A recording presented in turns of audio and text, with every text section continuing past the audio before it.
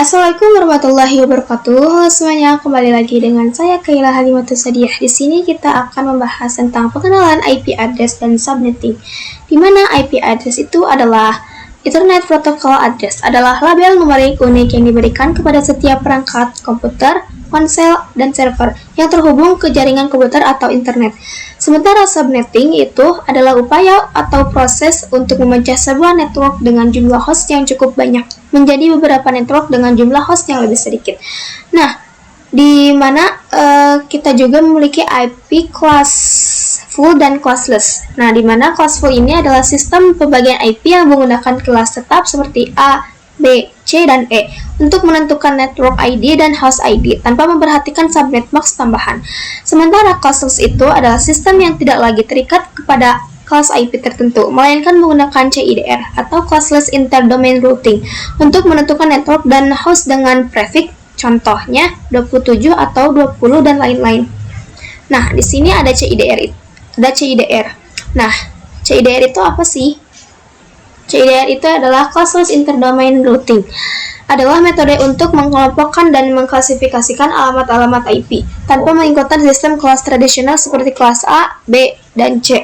CIDR memiliki istilah lain, yaitu supernetting yang memungkinkan pengelompokan alamat-alamat IP dalam subnet yang lebih besar atau lebih kecil dari yang biasa. Tujuannya adalah mempermudah penulisan dan pengelolaan subnet max dengan menggunakan notasi yang lebih ringkas. Di sini juga ada VLSM. Nah, VLSM itu apa sih? Variable Length Subnet Max adalah pengembangan lebih lanjut dari konsep subnetting tradisional.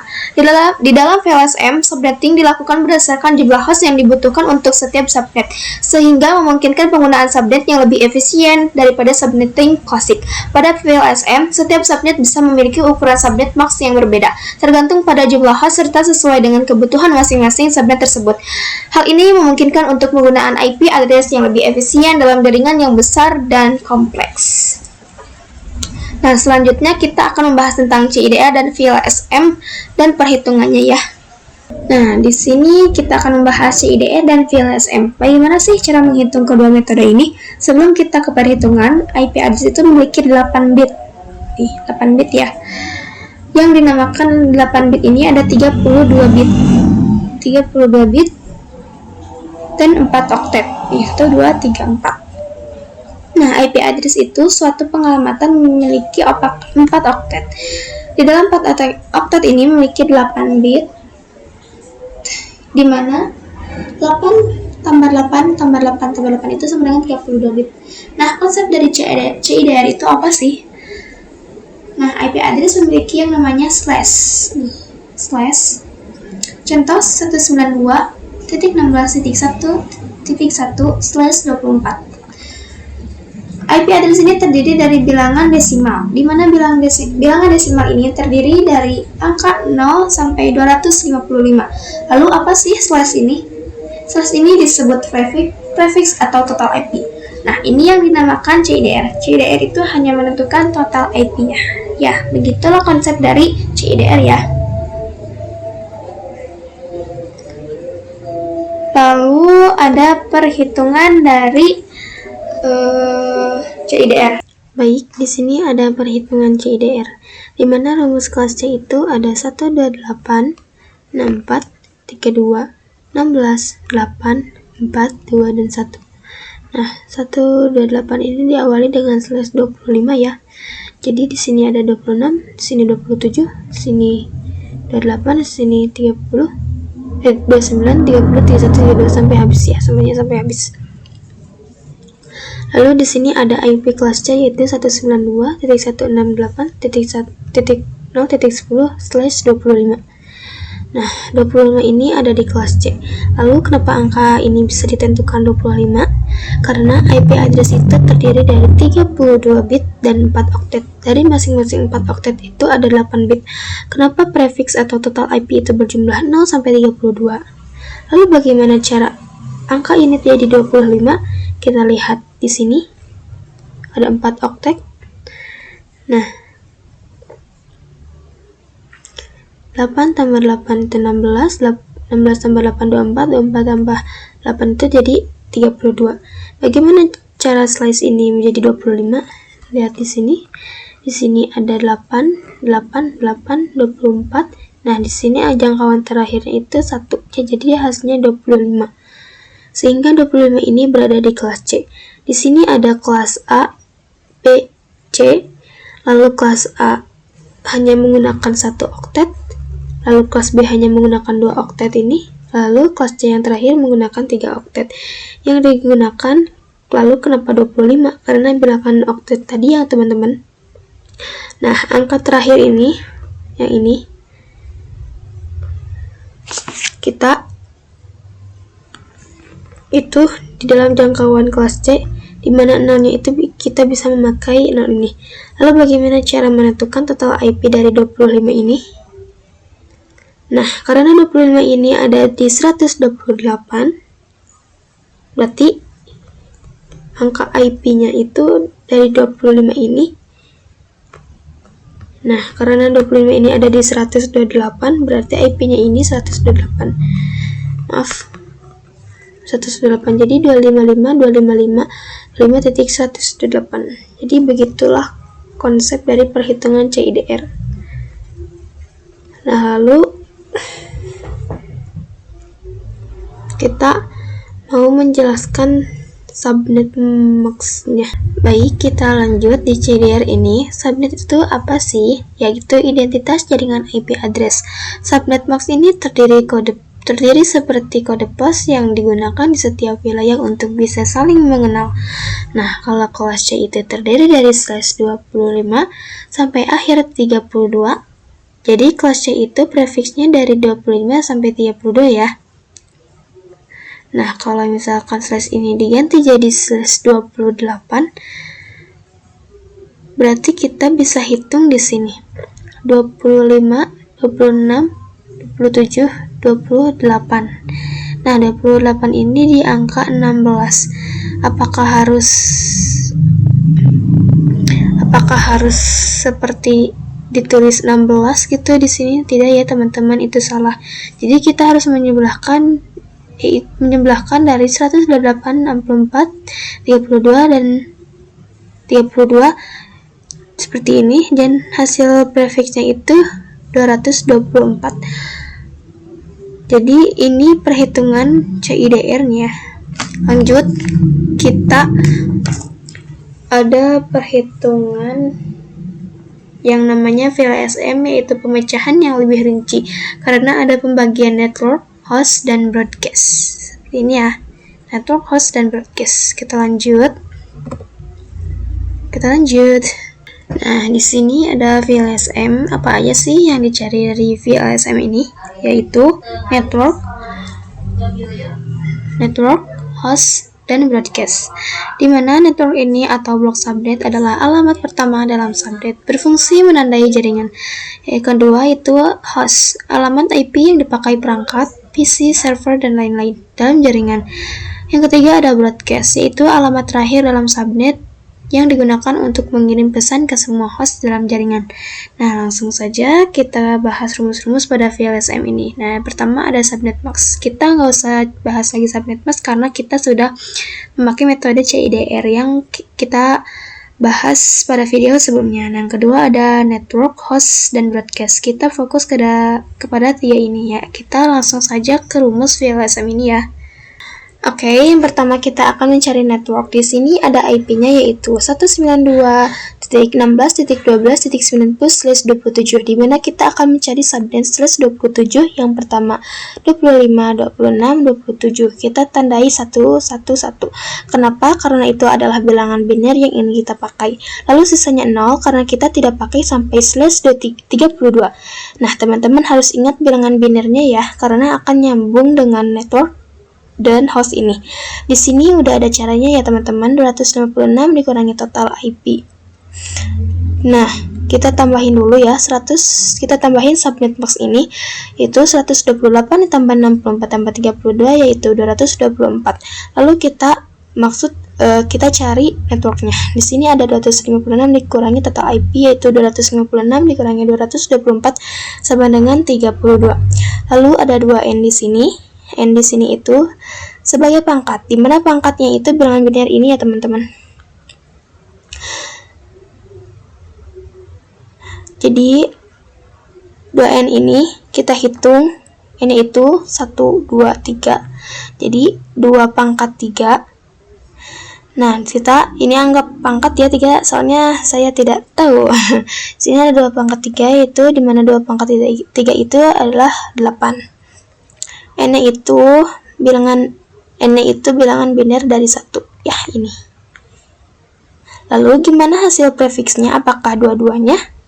Ya teman-teman, di sini ada tabel perhitungan, di mana di sini ada network, host, dan broadcast.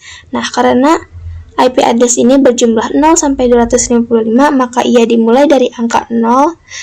Lalu kita lihat subnetnya atau network itu berapa, dimulai dari angka 32. Kelipatannya itu 32 dan ke bawahnya pun memakai pecahan 32. Nah, 32 tambah 32 itu 64. 64 tambah 32 96. 96 tambah 32 128. Nah, sampai kapan kita harus menjumlah seluruh kelipatan 32 ini? Sampai di sini ada terhitung 8 network. Lanjut, 8 network dah diteruskan. Nah, nanti akan ketemu hasilnya gitu ya. Lanjut, di sini ada host, di mana 2 pangkat host dikurangi 2 sama dengan hasil dari 2 pangkat host ini dikurang 2. Nah, teman-teman harus tahu ya, kan kalau network itu dari bilangan biner 1. Nah, kalau host ini kebalikannya, yaitu bilangan 0. Nah, kita hitung nolnya itu ada berapa? 1, 2, 3, 4, 5. Nah, kita tulis 2 pangkat 5. Nah, di sini 2 pangkat 5. 2 pangkat 5 itu hasilnya sama dengan 32. Nah, 32 ini dikurangi 2, jadi 30. Nah, hostnya itu adalah 30 ya. Nah, langsung kita ke broadcast. Broadcast ini host ditambah 1. Nah, hostnya itu tadi berapa? 30 dan ditambah 1, jadi 31 ini ya teman-teman hostnya. Nah, lanjut. Oke, di sini perhitungan VLSM. Nah, kita akan lanjut ke dalam tabel ini ya, teman-teman. Nanti aku akan menunjukkan tabelnya. Seperti ini, kurang lebih tabelnya. Di sini ada tabel host. Di sini ada tabel network, host, dan broadcast. Kurang lebih seperti ini ya. Tabel ini mempermudah untuk mengetahui persamaan IP address-nya. Kita lanjut untuk Nah, di sini kita akan lanjut membahas blok subnet. Blok subnet itu diibaratkan misalkan mempunyai lab kok. Di sini ada 4 ruangan. Kita bikin dulu.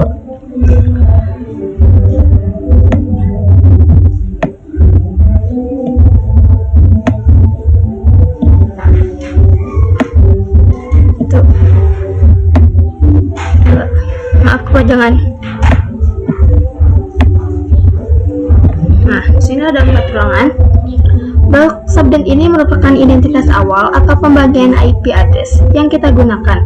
Jadi blok subnet itu beberapa kelas yang dibagi, di mana keempat ruangan ini tidak akan bisa saling berkomunikasi. Kenapa? Karena beda blok subnet. Jadi blok subnet itu sendiri hanya mampu bisa berinformasi, saling bertukar data hanya dengan menentukan IP address dengan satu subnet. Nah, gimana sih cara supaya blok subnet ini saling berkomunikasi? Nah, teman-teman pasti tahu kalau ada yang namanya satu device atau Cisco itu ada switch dan router. Kita bikin dulu ya switch di sini.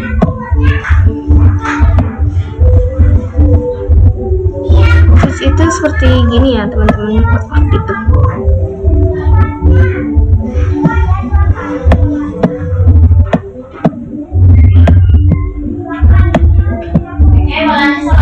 Nah, terus kita bikin router.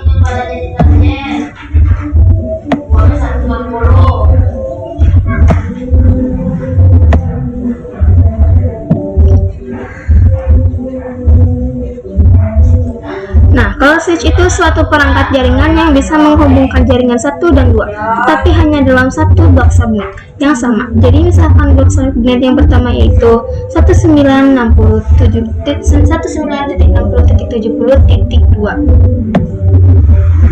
dimulai dari titik 1 ya, jadi 192.60.70.1, 70.2, dan 70.3, lalu 70.4. Nah, ibaratkan switch ini di ruangan 1, lalu ada di ruangan 2, di mana blok subnet ini dimulai dari 20. Jadi 20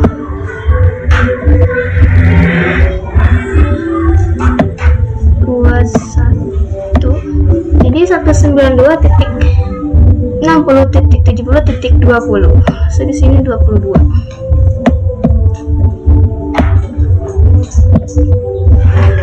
Jadi ini blok subnet yang sama. Lalu bagaimana cara blok subnet ini bisa berkomunikasi?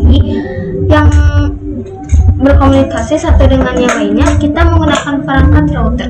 Jika switch hanya menggabungkan jaringan ke jaringan lainnya dengan blok IP yang berbeda. Kalau router menggabungkan jaringan satu dengan yang lainnya dengan blok yang berbeda.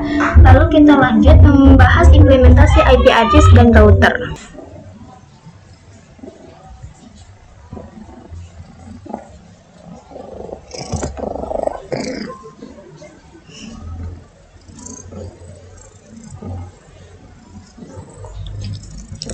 Baik, di sini saya akan mengimplementasikan implementasikan IP address.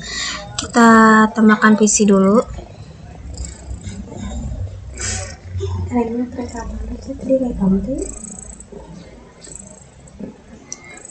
Dua PC ya, lalu tambahkan kabel strike.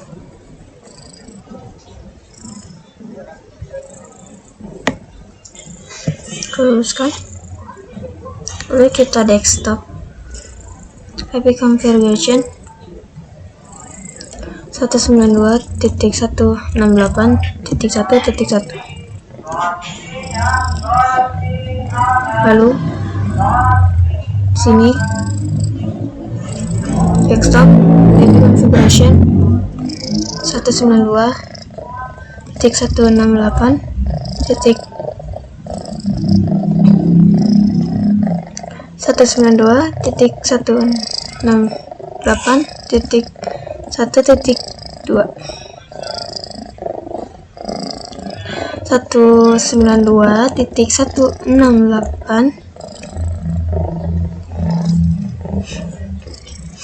192.168. Maaf, monyet. 192.168.1.2. Bentar. Oke. Biar lebih cepat. Apakah sudah tersambung? Kita tambahkan surat.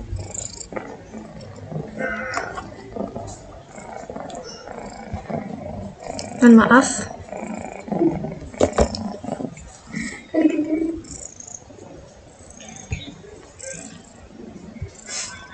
Sini. Nah, successful berarti sudah bisa terhubung. Nah, kita langsung mengimplementasikan jaringan, mengimplementasikan router dengan dua jaringan. Oke, kita bikin dulu.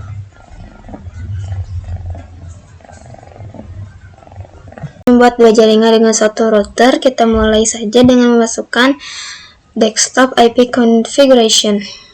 Di sini saya sudah menuliskan IP-nya, langsung ada default gateway. Itu kita tuliskan dengan yang atas 192.168.1. Kita pakai 254.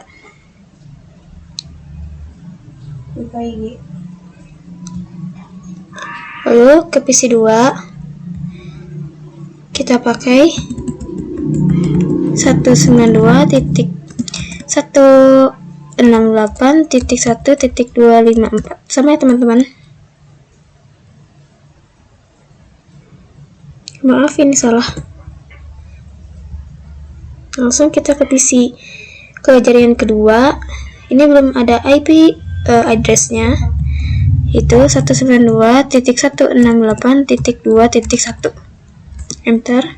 Langsung default gateway-nya 192.168.2.254. Oke. Langsung ke PC 2. 192.168.2.2 ya, enter.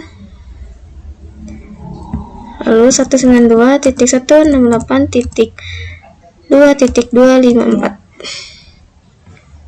Oke, nah di sini ada router. Router ini masih bertanda warna merah kabelnya ini. Kita mulai di config. Nah, di sini ada fast Ethernet 0/0. Kita on-kan dulu port statusnya. Kita masukkan IP yang tadi, 192.168.1.254. Enter. Langsung di fast Ethernet 0/1. Oke, kita on-kan 192.168.2.254. Ini pada jaringan kedua ya, fast Ethernetnya. Nah, jika kita ini masih merah, belum di on kan. Nah, sudah. Nah, jika kita ingin mengetahui apakah bisa terhubung ke router ke dalam dua jaringan ini dan bisa saling berkomunikasi, kita mulai di visi 1 ke visi ini. Failover kita ulang lagi. Sini. Kita ulang lagi.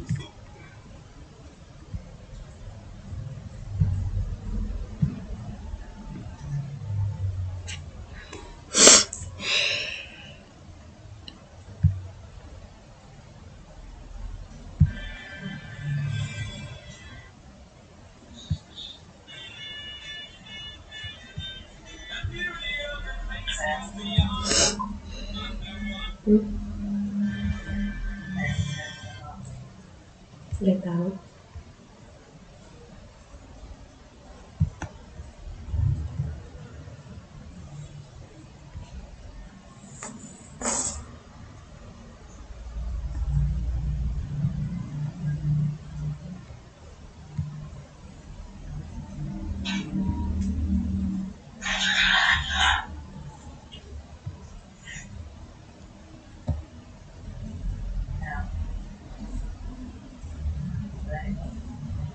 Kita coba. Nah, di sini successful. Nah, yang tadi file itu karena dari sistem awalnya memang gitu, karena di sini ada tanda oranye. Ya, saya lupa menyebutkannya. Jadi begitu tentang implementasi router dan IP address. Nah, cukup sekian dari penjelasan saya. Wassalamualaikum warahmatullahi wabarakatuh. Sampai ketemu di video selanjutnya ya teman-teman. Bye bye. Jangan lupa subscribe, follow dan like ya. Terima kasih.